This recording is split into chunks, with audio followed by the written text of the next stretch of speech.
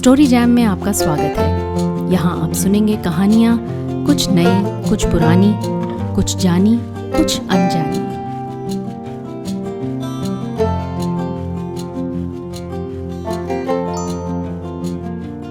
आज सुनिए विजयदान देथा की लिखी कहानी बेटा किसका। एक बनिए के बेटे ने ब्याह के 13 दिन बाद ही मांगलिक मुहूर्त निकलवाकर पिड़ज व्यापार के लिए दूर दिसावर जाने का निश्चय किया। उसकी घरनी लाज का घूंघट हटाकर जलते सुर में बोली, घर में न सास ससुर, न ननद, न देवर जेठ, मुझे यहां किसके भरोसे छोड़े जा रहे हैं। धनी अचरज से बोला, भरोसे किसके? तुम क्या दूध पीती बच्ची हो जो अकेले नहीं रह सकती? घरनी बीच में ही बोली, बच्ची होती तो कोई डर न था, भला ये दूर रहने के दिन हैं, यूं अधर बंब में छोड़ना था तो ब्याह किया ही क्यों? पर तुम्हें कमी किस चीज की है? तिमंजली हवेली, धन से भरे भखार, तिजोरी में अनमोल हीरे मोती, अनगिनत गहना गांठा, चादर तान कर सो और मस्त रहो। धनी से कैसी शर्म। आखिर लाचार होकर उसने ना कहने लायक बातें भी साफ साफ कह दी, पर वो न माना। बनिया बिड़ज से मुंह मोड़ ले तो 7 पीढ़ियों की नाक कटती है। तिजोरी में कैद कंचन के आगे बेचारी काया के कंचन की क्या बिसात। घरनी ने रोग मांदगी की बात की तो उसने कहा कि हवेली के पीछे उसके बाल सखा सुनार का घर है। पुख्ता भुलावन दे दी कि वो सेठानी का कहा न टाले। बखत बेवखत कैसा भी काम हो वो कर देगा। ऐसे सच्चे मिंद बिरले ही मिलते हैं। सेठानी ने ज्यादा हठ किया तो उसने फिर उसके रूबरू 2-3 बार जोर देकर सुनार को घरवाली की पूरी भुलावन दे दी। धनी से विदा होते ही सेठानी का रोम रोम कलिंदर के उन्मान फुपकारने लगा। कैसे चैन पड़े। आटा सानते हुए उस पर राम जाने क्या सनक सवार हुई जो उबलती हुई दाल की देगची बेवड़ी में उलटती। चूल्हे में पानी डालते ही हिवड़े के अंगार दहक उठे।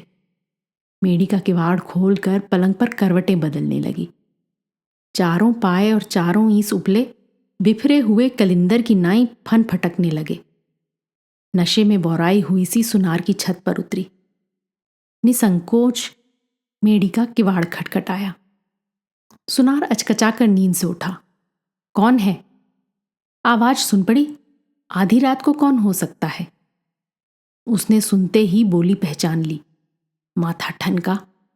अटकते अटकते बड़ी मुश्किल से कहा, रात को किवाड़ नहीं खोलूंगा, ये तो मिंत के साथ घात होगा। ये किवाड़ सूरज की बाट नहीं जोहते। फिर आपने अपने मिंत से कॉल किया था कि आप मेरा कहा नहीं टालेंगे। उसके उपरांत रात के अंधेरे ने अपने तारे जड़े हाथों से आप ही आगल खोली। मेड़ी में आप ही घी के दिए जलाए। हल्का अंधेरा, हल्का उजाला, पलंग के चारों पायों पर मानो 4 चांद इमरत बरसा रहे हों। उस रात के बाद मेड़ी की आगल को सूरज का भी संकोच न रहा। दिन को भी आप ही खुल जाती। मेड़ी में आप ही अंधेरा रोशन हो जाता। पहली ही रात पलंग की मंशा पूरी होने पर सेठानी के आशा ठहरी। 9वें महीने उसकी कूक से मानो चांद ही जन्मा हो। दूज के चांद की तरह वो कूक का चांद भी बढ़ने लगा। घुटनों के बल चलते चलते पांवों पर चलने लगा, खेलने लगा, बोलने लगा, दौड़ने लगा।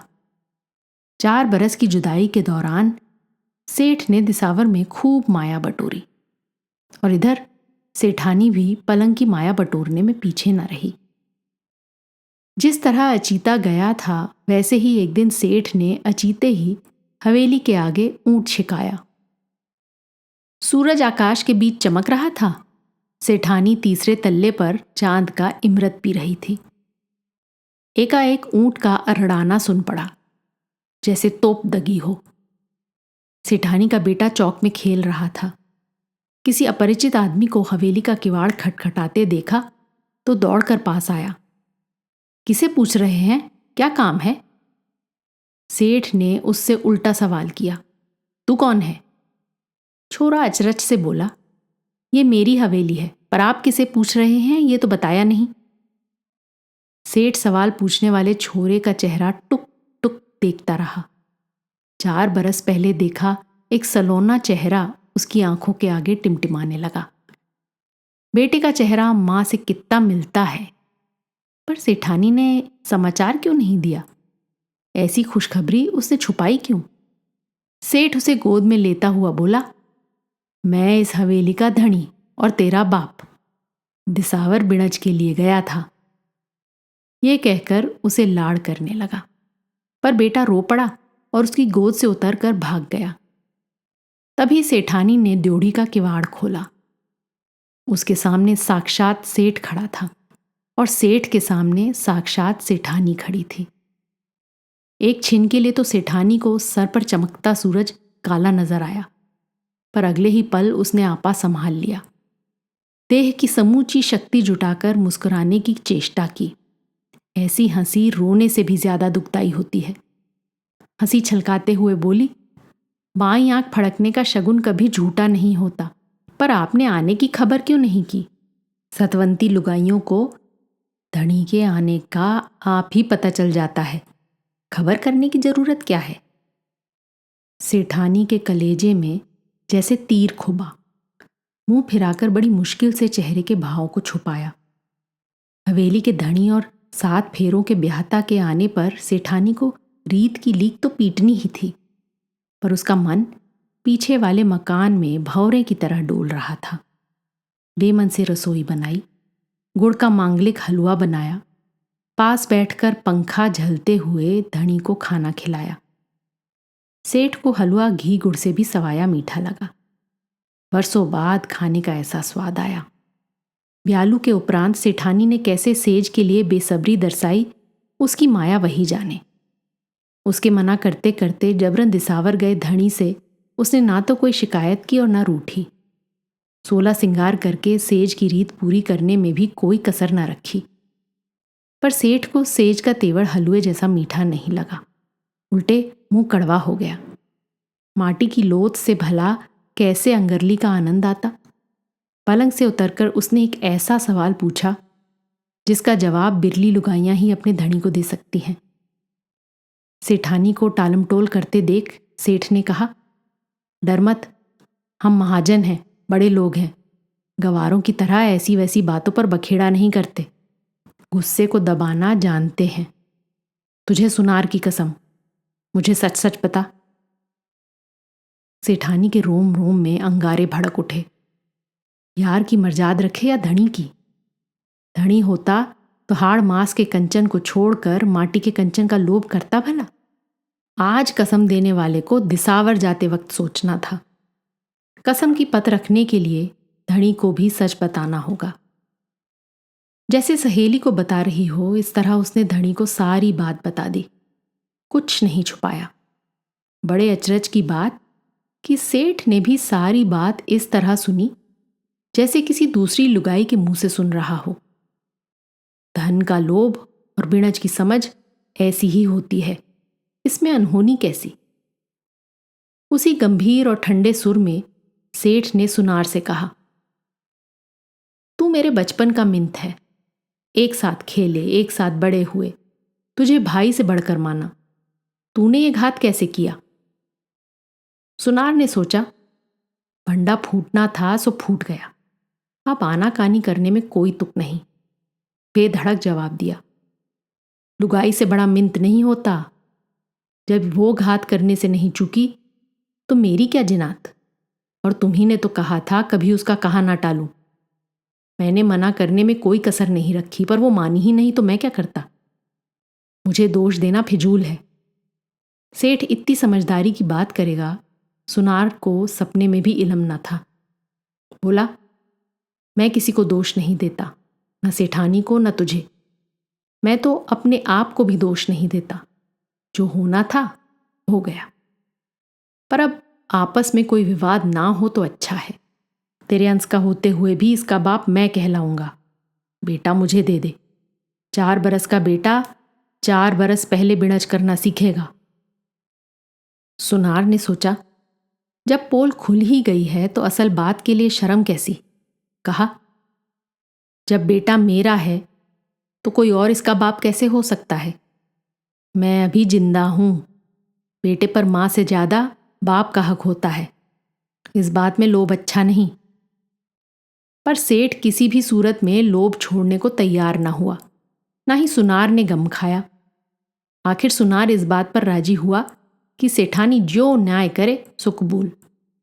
दोनों उसके पास गए, अपना अपना हक जताया। सुनकर सेठानी की अकल चकरा गई।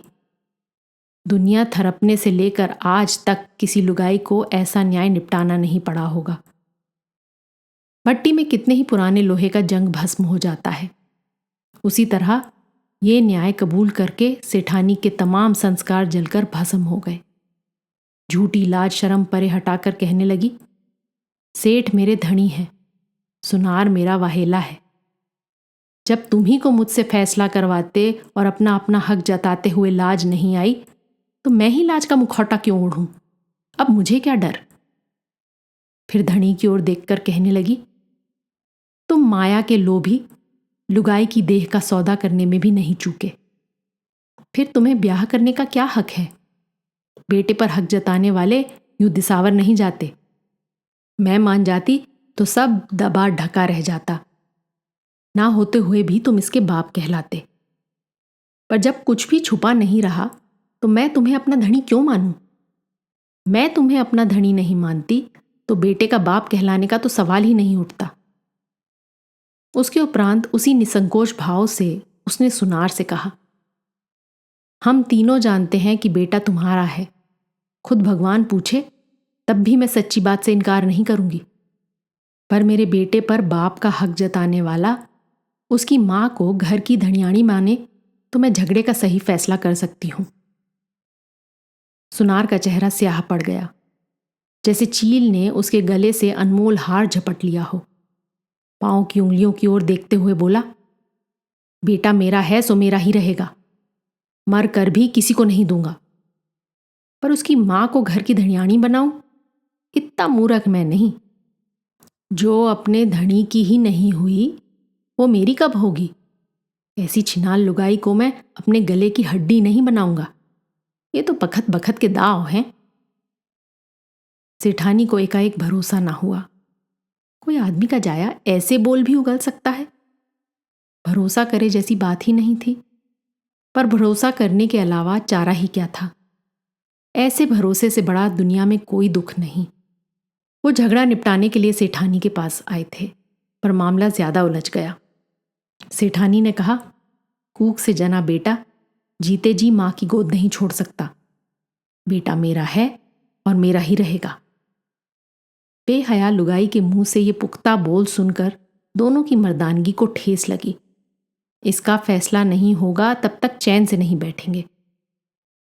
देश के धनी राजा के सिवा इसका न्याय कौन कर सकता है? तीनों ने दरबार में फरियाद की। राजा न्याय के सिंहासन पर बैठा था। दीवान ने कहा, क्या बात है, सच सच बताओ। महाराज दूध का दूध और पानी का पानी कर देंगे।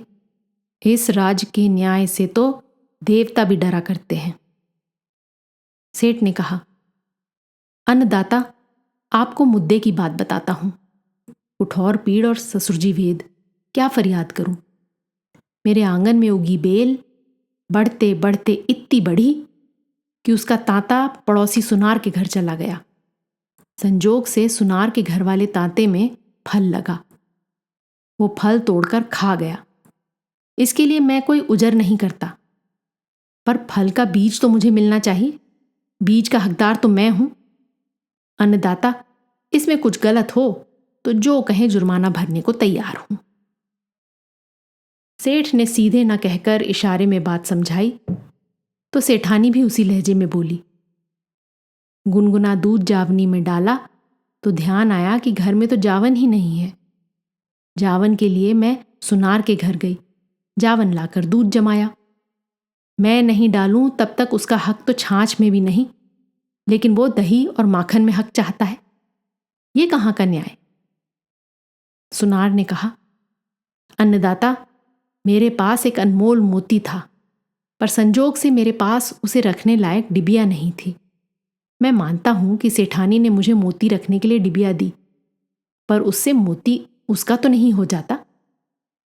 उनकी अनोखी फरियाद सुनकर राजा और दरबारियों की अकल चकरा गई। बातें तो तीनों की ही ठीक लगती हैं, पर फैसला क्या करे? खूब माथा पचाया पर कुछ समझ में नहीं आया। इनका न्याय नहीं सलटाया तो सारे राज की शेखी झड़ जाएगी। झरोखे में बैठी राजकुंवरी भी उनकी फरियाद सुन रही थी। राजा को गताधम में देखकर उसके पास आई और उसने खरा न्याय किया। बोली, तुम तीनों ने इशारे इशारे में अपनी फरियाद की और मैं सारी बात का मर्म समझ गई। मर्द इसका फैसला नहीं कर सकते। सच्ची बात न फल की है, न मोती की और न जावन की। फिर इन उपमाओं के इर्द गिर्द माथा लड़ाने में कोई सार नहीं। वास्तव में कभी बेल के तांते और मोती का मामला फंसे तो फिर आना। मैं सेठ को बीज की ठौर पूरा ही फल दिला दूंगी और सुनार को उसका मोती। डिबिया के बदले मोती कभी नहीं मिल सकता, पर झगड़े के बेटे पर फकत सेठानी का हक है। इसमें किसी ने ची चपड़ की तो खाल में लूण भरवा दूंगी। तुम दोनों के लक्षण पहचान लिए। कुशल इसी में है कि मां को उसका बेटा संभला दो। आज की कहानी आपको कैसी लगी अपने कमेंट्स जरूर लिखिएगा। साथ ही सब्सक्राइब कीजिएगा। आपके फैमिली और फ्रेंड्स में आप जैसे ही कहानियों के शौकीन कदरदान और हैं, उन्हें ये कहानी व्हाट्सएप पर फॉरवर्ड करें। अगली बार फिर मिलेंगे एक और कहानी, लेख या कविता के साथ। तब तक अलविदा।